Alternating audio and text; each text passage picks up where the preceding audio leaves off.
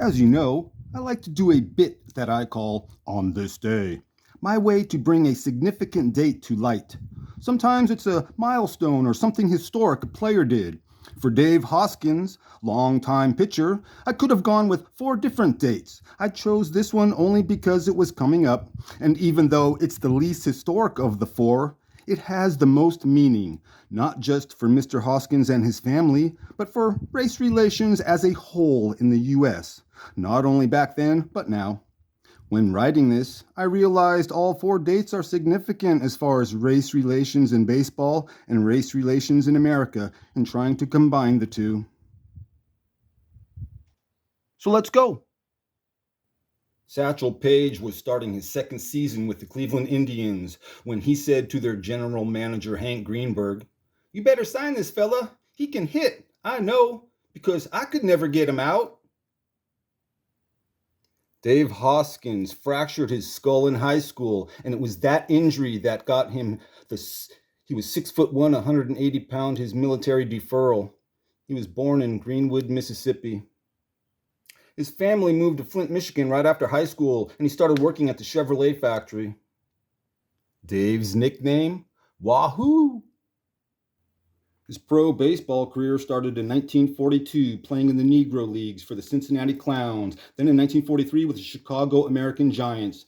Spring of '44, Dave Hoskins signed as an outfielder with the legendary Homestead Grays, the defending Negro League World Series champs, but on May 7th made his Negro League debut as a pitcher, facing the New York Black Yankees on opening day at Gray's Griffith Stadium in Washington, D.C. He pitched a complete game and got his first pro win. That Grays team had 5 Hall of Famers on it. Dave played well in the 1944 Negro League World Series, hitting a home run and had 5 RBIs as the Grays beat the Birmingham Black Barons to repeat as champs. Dave was invited by both of Major League Baseball's Boston teams for a tryout in April of 1945, but was hurt and couldn't go. This was the same tryout that Sam Jethro and Jackie Robinson were also invited to. After the 1947 season with the Grays, Dave called it quits, tired of all the long bus rides, saying it was a tough life with all the traveling. So he went back home to Michigan to play in the Flint City League and would start 1948 playing fast pitch softball in the National Softball League with the Joe Louis Punchers, a team founded by the heavyweight boxing champ. In late July, Dave got some good news that made him rethink his career when he was asked to sign with the Brooklyn Dodgers affiliate, the Grand Rapids Jets, Class A in the Central League. Dave made his debut with the team on August 1st, 1948, making baseball history as the first black to play in that league. Executives from the Brooklyn Dodgers were there to watch Dave for that game, and word was, at one time, he was on their list of 9 black ball players they had been looking at to break MLB's color line. Dodgers chose Jackie. Might have been Dave's flashy Cadillac, his snazzy way of dressing, or the fact that he would bring a record player to training camp were the reasons Dave Hoskins, aka Wahoo, was not chosen. But the personality and character were there, otherwise he would not have been on that list. For being the first black in the Central League, this meant lots of insults and slurs that Dave would let roll off his back, because he was concentrating on the beanballs coming from the front, some aimed at his head. He was still with the Jets in 1949 for opening day, playing in front of a record crowd in Flint, and played in a few more games for them, hurt his arm, and was released and went back to the Negro Leagues, playing with the Louisville Buckeyes, and would be picked to the East-West All-Star Game, and would finish the season back with the Chicago American Giants. So like I was saying, it was Satchel Paige who urged Hank Greenberg to sign Dave. So in 1950, Cleveland did, sending him to play in Dayton. Dave played in the Eastern League for 1951 with the Wilkes-Barre Indians, going 5-1 as a pitcher, hitting .286. Playing in a league made up of all white players was not easy, constantly beamed with many balls whizzing by his head, with some connecting. One hitting his skull, leaving him in the hospital, again rethinking his position in baseball. Always a real a real good two-way player, but decided to pitch, saying I was tired of pitchers throwing at me, and made up my mind to throw at other guys. For 1952, the Indians loaned out Dave to the Dallas Eagles, Texas League, another league that never had a black player until Dave Hoskins came along, when on April 13th, 1952, opening day in San Antonio, he alone integrated that league and got the win. Again, he would endure the abuse that came with being the first black to play in some of these ballparks. Besides Texas, he's now playing in Oklahoma and Louisiana, where the verbal harassment is just as bad and some places worse. And he still gets beaned. One team, the Shreveport Sports, Dave was not allowed in the ballpark by law. If a visiting team had a black ball player, they were given an exemption to add a white ball player to their roster, meaning the league wasn't really integrated. Dave Hoskins was a fan favorite of blacks and many whites, and attendance would spike when the Eagles came to town. And as the season progressed, it was clear Dave was the best pitcher in the Texas League, and Cleveland took notice. That Eagles team finished in first place, and Dave led the league in wins with 22, complete games with 26, and 280 innings pitched, while hitting .328. So after playing pro ball since 1942, Dave Hoskins was finally called up to the majors by Cleveland, making his MLB debut April 18, 1953, as a 35-year-old rookie. His listed date of birth was 1925, but he was really born in 1917. They all thought he was 27. 3 weeks later, Indians are at St. Louis Browns' Busch Stadium, trailing 3-0. It's the top of the seventh. Dave enters the game to pinch hit for Bob Feller and hits a double to left field off Virgil Trucks. Now it's the bottom of the seventh. Dave Hoskins is put on the mound and retires the side. Al Rosen leads off the eighth with a solo homer. 4 more Indians will step up to the plate before Dave gets another chance. Dave walks to the plate with 2 on and 2 away and proceeds to hit his one and only big league home run to deep right field, knocking in 2 runs, giving the Indians the lead for good. He would pitch 2 more innings of shutout ball to seal his first MLB victory to go along with his first big league home run. As a pitcher, they say you always remember that first big league win, or as a batter, your first homer. In the big show, Dave Hoskins did both on the same day. How many pitchers can say that? A day he would always remember, and it wasn't even historic like the game at the end of the season that went down in MLB history books as a first. On September 7th, 1953, Dave Hoskins was tapped to be the Indians' starting pitcher for the second game of a doubleheader when they visited the woeful St. Louis Browns, again at Busch Stadium. The Browns were on their way to 100 losses that season, their last in St. Louis. Browns manager Marty Marion chose Satchel Paige to pitch for this game. Both pitchers didn't make it past the 4th inning. So what's the historic part? 6 years after the integration of MLB, this was the first time both starting pitchers of an MLB game were black. That date was perfect for my bit on this day. One of the more significant dates in baseball history as far as firsts when it comes to race in baseball. Dave was 9-3 as a rookie, spending all of 1953 with the Tribe, and was given a raise at the end of the season. He was with the club for most of the 54 pennant-winning season, but was behind a long line of great Indians pitchers and had only 1 start, spending some of the time with the Dallas Eagles. Some of the Indian players were upset Dave was left off the playoff roster and let their feelings known to the player rep Bob Feller. Dave was so well liked that the team voted to give him full share of the second-place World Series prize money.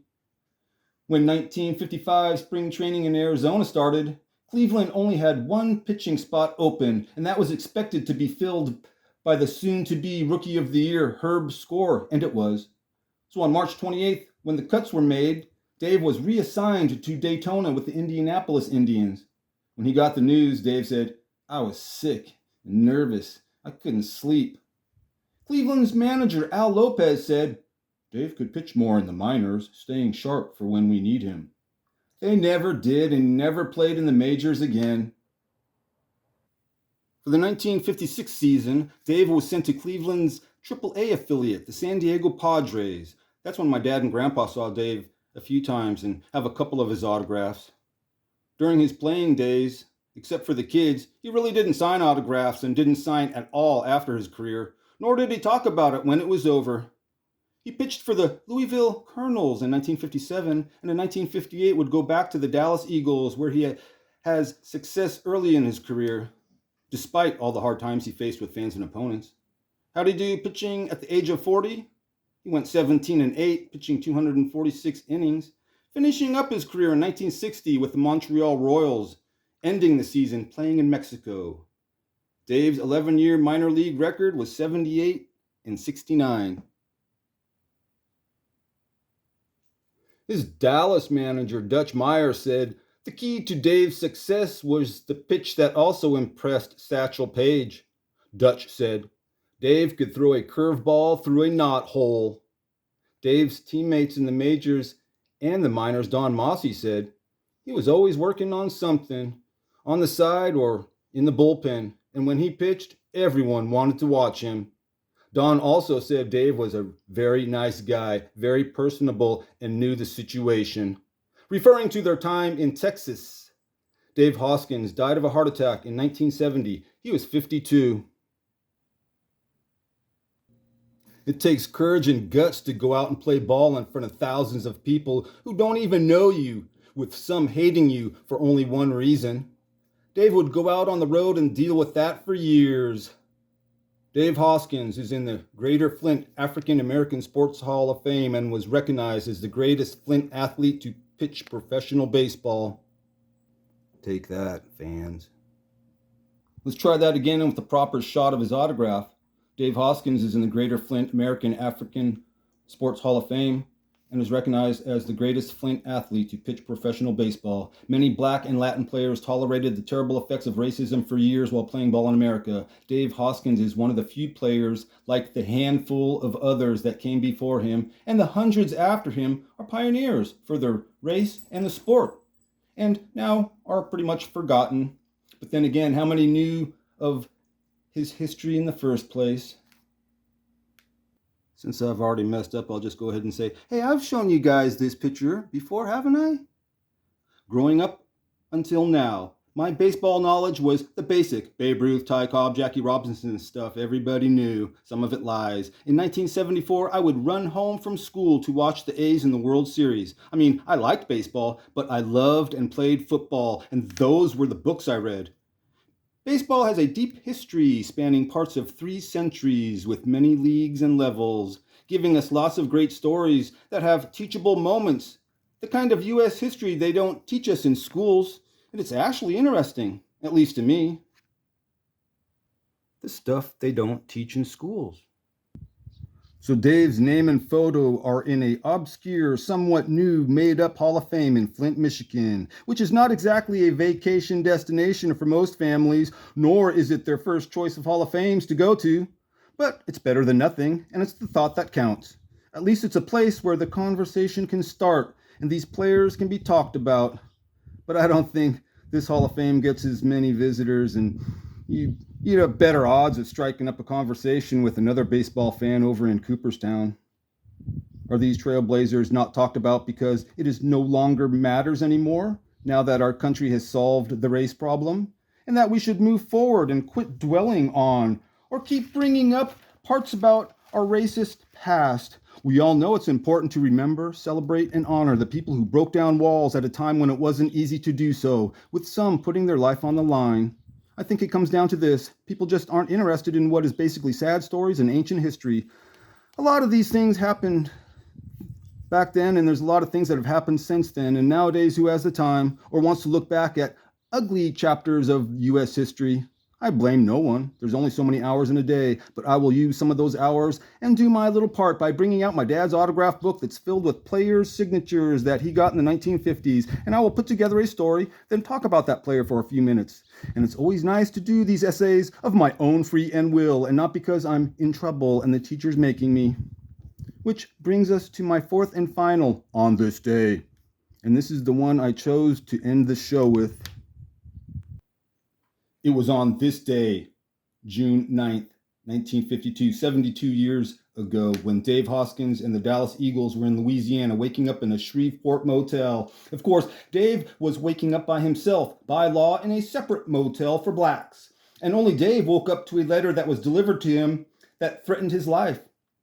It was 5 years prior Dave integrated the Central League and earlier this season the Texas League. That's 5 seasons of hate directed at him, but nothing like this. Dave said, quote, I received 3 letters that morning, one at a time. First one said, I'd be shot if I sat in the dugout. Second one said, I'd be shot if I went on the field. And the third one said, I'd be shot if I took the mound. I figured all 3 were from the same person, probably someone just trying to scare me, unquote. At the time, pending before the state Senate was a bill that would have prohibited interracial sporting events. The bill's sponsor admitted it was aimed at the Texas League, the Dallas Eagles in particular, and their one black player, Dave Hoskins. He had all day to think about them letters, later saying he thought they were only bluffing, but says he was a little scared when walking out to the mound that evening. A little scared. Dave knows the situation. He's playing in a state that probably wouldn't look too hard for the person who shot a minor league ball player who was black. He said, I didn't tell Dutch Meyer because I was afraid he wouldn't let me start. All that aside, Dave Hoskins went out and pitched a complete game and gets the win in front of a record crowd, with over half that crowd being black. Dave kept the death threat letters to himself. It was only later in the day he told fellow pitcher Joe Catrani, who had to promise not to tell anyone else. Joe sat in the bullpen that night, most likely on pins and needles, for what was probably the longest game of his life. So before the 9th inning began, Joe ran over to the dugout and told his teammates about the letters Dave got and asked them if they would go out to the mound to surround Dave after the final out. And they did. That's how well Dave Hoskins was liked by his teammates. They took a chance on being shot to protect their new black teammate, who had only recently become their friend. Dave played on 17 teams, and everywhere he played, right off the bat, he was liked by almost every player he met, and without even trying, would win over those who at first didn't like him.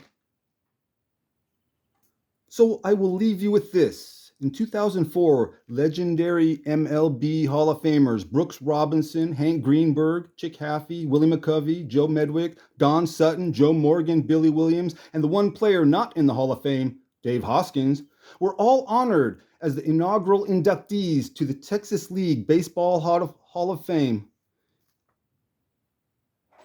In a bit of irony, the news about the award was probably delivered to the Hoskins family by way of letter.